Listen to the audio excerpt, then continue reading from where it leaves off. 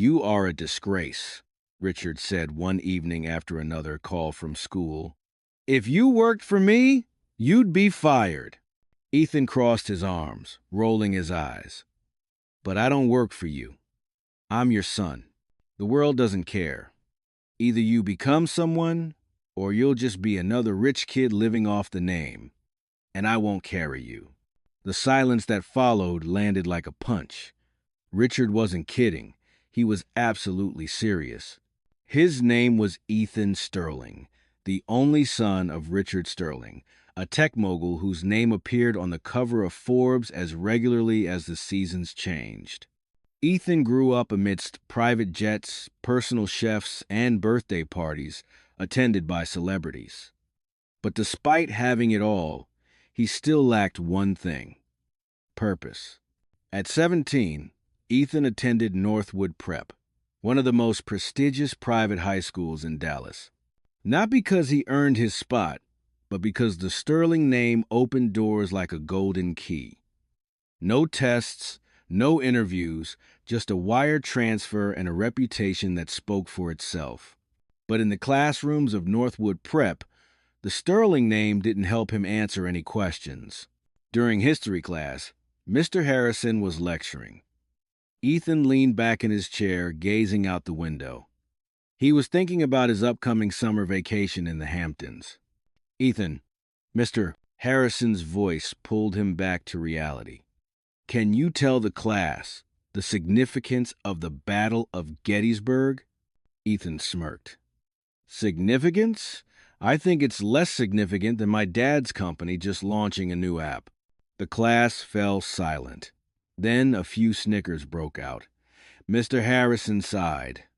This was a daily occurrence. Ethan never took school seriously. He mocked teachers, ignored his peers. He believed the Sterling name was a golden ticket, more important than any grade. For Ethan, school was just a place to kill time before he inherited his father's empire. He wore the most expensive clothes, but had the worst academic results. He was a joke that no one dared to laugh at loudly. When he returned home, the atmosphere was even worse. His father, Richard, was not a patient man. He didn't care about designer clothes or parties. He only looked at results. "You are a shame," Richard said bluntly one evening, after receiving an email from school. His voice was cold as ice. "Change, or you won't get another dime." Richard wasn't making empty threats. Ethan could see it in his father's eyes. This time, things were different. The Sterling name could open every door, but it seemed it was about to stop opening his father's wallet. Richard kept his word. The trip to the Hamptons was canceled, the private jet was forbidden, credit cards were locked. Instead, Ethan received an address and a command: go to work and earn your own money. The sleek black Rolls-Royce pulled up in front of the Evergreen Community Center, an old brick building nestled in a modest neighborhood. It looked completely out of place. So did Ethan. He stepped out, wearing a branded hoodie and pristine white sneakers. He looked at the building as if it were something dirty to be avoided. This was his father's punishment, a humiliation. Ethan's first job was in the storage room, a hot, cluttered room piled high with donated goods. The smell of old books and worn clothes assailed his nose. His task was to sort them. A woman named Miss Carter. The manager here smiled kindly. "Welcome, just put books in the blue bins. Clothes in the black bags, please." Ethan didn't reply, just muttered something under his breath. He worked with the attitude of a prince forced to clean trash. He tossed books into bins, threw clothes into bags carelessly. He sighed constantly, occasionally pulling out his latest smartphone to scroll, ignoring the unfinished work. He despised this place, this job, and the people around him. They were invisible, like the old items he was touching. He just wanted the day to end quickly. He didn't belong here. Days passed, in a haze of boredom. Ethan was given a new task, reorganizing the center's library area. It was a quiet room, filled with the scent of old paper and dusty sunlight.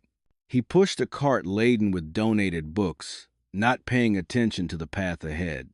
His mind was still on some distant beach. In a moment of distraction, the wheel caught on a table leg. Thud! The entire cart tipped over. A stack of old books tumbled to the floor, scattering everywhere. Torn covers, yellowed pages fanned out. Great, Ethan muttered, looking at the mess with disgust. Another nuisance. He was about to angrily bend down when a shadow quietly appeared at the door. It was an elderly black woman, wearing a blue cleaner's uniform. Her hair had streaks of gray, and she was holding a broom. Ethan had seen her glide through the hallways a few times, a silent presence he had never paid attention to. He braced himself for a complaint or a disapproving look, but the woman said nothing. She simply placed the broom in the corner, walked over, and slowly knelt beside the pile of books.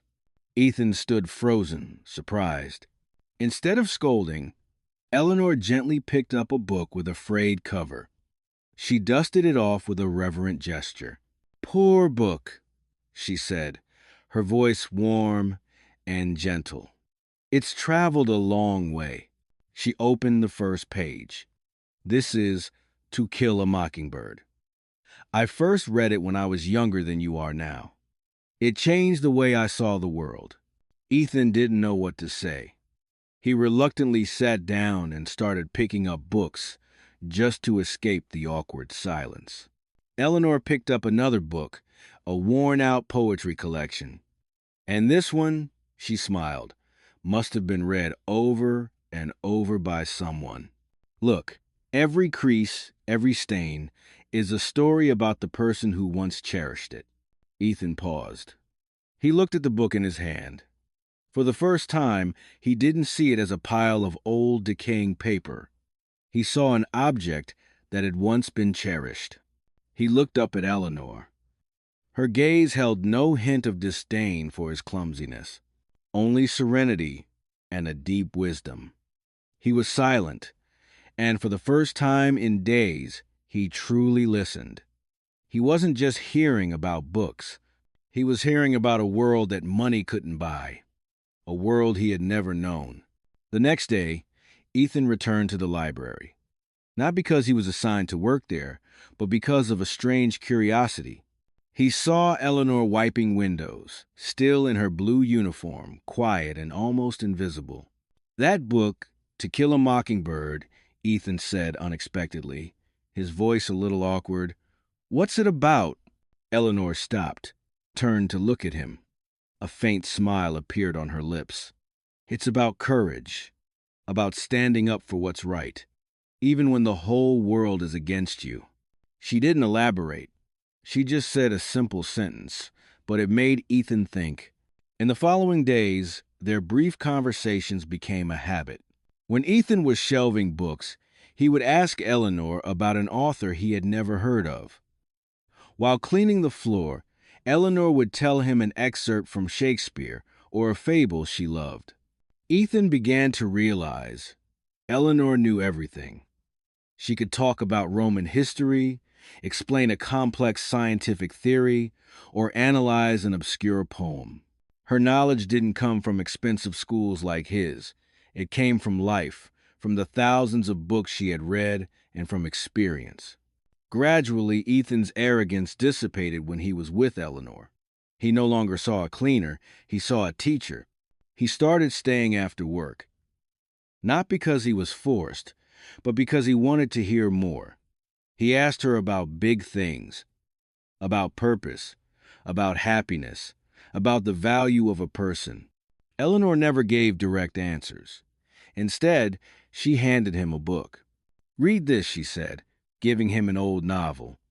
"The answers you seek might be within." For the first time in his life, Ethan brought a book home, not for an assignment. He sat in his luxurious room, amidst expensive items, and began to read. Each page opened a new world. And each word, seemingly guided by Eleanor's warm voice, began to fill the emptiness within him. Their special teacher-student relationship had begun, not in a prestigious classroom, but among the dusty shelves of a community library. Summer ended. Ethan had to return to Northwood Prep. But this time, something was different. He still sat at his familiar desk in Mr. Harrison's history class. But instead of looking out the window, he was actually listening. He no longer rested his feet on his backpack, and on his desk was an open notebook. When Mr. Harrison assigned an essay on economic causes of the Civil War, Ethan didn't sigh in frustration. Instead, after class, he sought out the community library. "I need to write about the Civil War," Ethan told Eleanor as she was sweeping. "About the economic causes." Eleanor nodded. She didn't just give him a textbook. She led him to a shelf he had never noticed, where there were memoirs and old letters.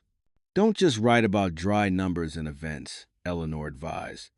"Learn about the people who lived during that time. Economics isn't just money.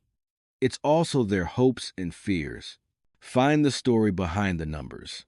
Ethan spent the entire week reading. He wasn't just looking for data. He was trying to understand. He pictured the people behind the words in the books. His essay was unlike any he had written before. It wasn't a copy-paste from Wikipedia. He wrote about life, about real people caught in the whirlwind of history. He didn't just present facts. He connected them to human emotions and motivations. His writing had depth. When he got the essay back, for the first time, Ethan saw a bright red A+ on the page, accompanied by a handwritten note from Mr. Harrison. "An excellent analysis, Ethan. Very insightful. I'm very proud of you." Ethan looked at the grade, but the satisfaction didn't just come from that. It came from genuinely understanding something. He wasn't studying for grades anymore. He was studying to fill the voids in his soul. Whenever he encountered a difficult problem, he would seek out Eleanor, and she, with her simple wisdom, always helped him see the essence of the problem. Gradually, the arrogant, failing student he once was became one of the sharpest thinkers in class. The change was so profound, so quick, that it couldn't go unnoticed, especially by his father. Reports from Northwood Prep sent to the Sterling home no longer contained complaints. Instead, there were praises. Ethan's grades skyrocketed. Teachers commented on his mature thinking and active participation. Richard Sterling read those emails in his luxurious office, amidst glass walls overlooking the entire city. He felt an inexplicable surprise, but surprise quickly turned into skepticism. Richard was a man who believed in processes, in data, and in measurable changes. Ethan's sudden transformation seemed like a system error, something illogical. His son, who had spent 17 years proving his superficiality, couldn't suddenly become a scholar after just one summer. There had to be an external factor. One evening, as they were dining in silence, Richard put his fork down. "Your studies are going well lately," he said, his tone more probing than complimentary. "Is someone helping you? A tutor?" Ethan looked up, and for the first time, he looked his father straight in the eye without any defiance. "Yes," he replied. "I have a teacher. Her name is Eleanor." "Eleanor?" Richard frowned.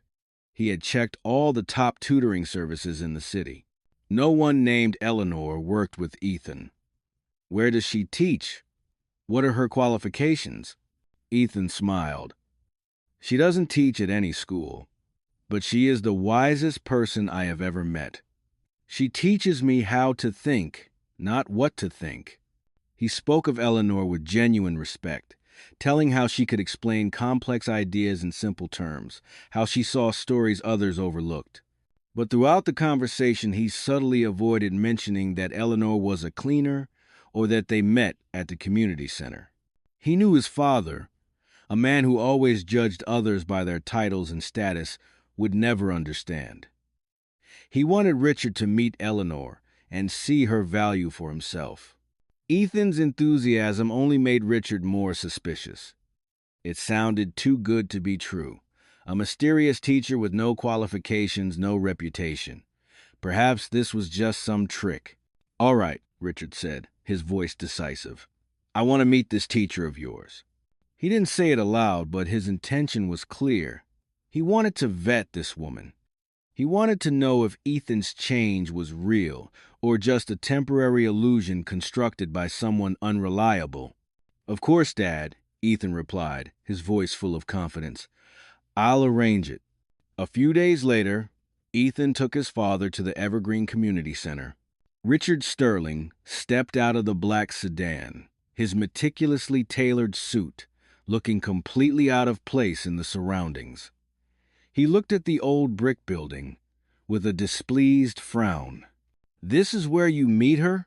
Richard asked, his voice barely concealing his disdain.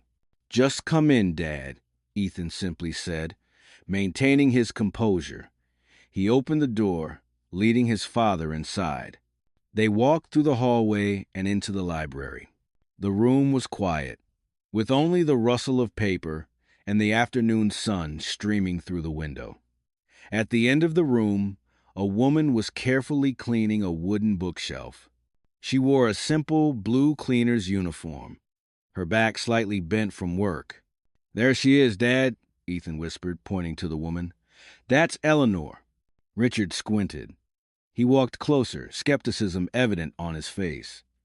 He had a series of sharp questions ready to interview this mysterious tutor. He wanted to expose any shortcomings in her knowledge. A few steps away, the woman turned around, having heard the movement. The sunlight illuminated her face, highlighting her kind wrinkles and wise eyes. And in that moment, Richard Sterling's world seemed to stop spinning. The arrogance on his face vanished, replaced by utter astonishment. His breath caught in his throat. The cleaner's uniform, the graying hair. But those eyes, that calm and profound gaze, he could never forget them. "Professor Albright?" Richard exclaimed, his voice almost a whisper. Eleanor looked at him for a moment. Then a smile of recognition slowly appeared on her lips. "Richard Sterling," she said, her voice as warm as ever. "I didn't expect to see you here. You haven't changed much, just less worried about your grades than you used to be." Ethan stood stunned. He looked at his father, then at Eleanor, completely confused. "Professor? Dad. You know Miss. Eleanor?" Richard couldn't take his eyes off the woman standing before him. All his judgment, his disdain for his son's teacher, now completely crumbled. The woman he thought was merely a cleaner, the one he intended to vet, was none other than Professor Eleanor Albright, who had taught him philosophy in college. She was one of his most brilliant lecturers, someone who had challenged his thinking and taught him the most valuable lessons about logic and ethics, lessons that had helped shape the man he was today. He looked at Eleanor's uniform, then at her calloused hands. A deep sense of shame rose within him. He had come here as a superior, to judge, but the person he intended to judge was his most respected professor. I didn't know," Richard stammered, his words, once sharp weapons, now clumsy. "Professor, why are you here doing this work?" Eleanor smiled kindly.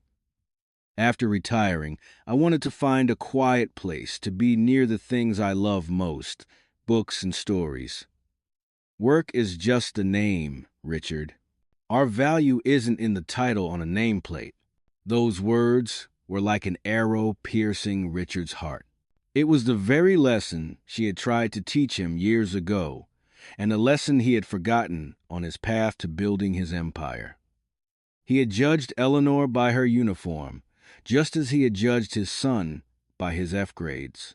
He had been wrong, terribly wrong. Richard turned to look at Ethan. For the first time, Ethan didn't see coldness or disappointment in his father's eyes. Instead, there was a complex emotion: regret, surprise, and perhaps a touch of pride. Ethan, Richard said, his voice hoarse, I I was wrong. I was wrong about you and wrong about Miss Eleanor. He took a deep breath. I'm sorry. Those were two words Ethan never thought he would hear from his father. Not a forced apology, but a genuine confession. Ethan felt something catch in his throat.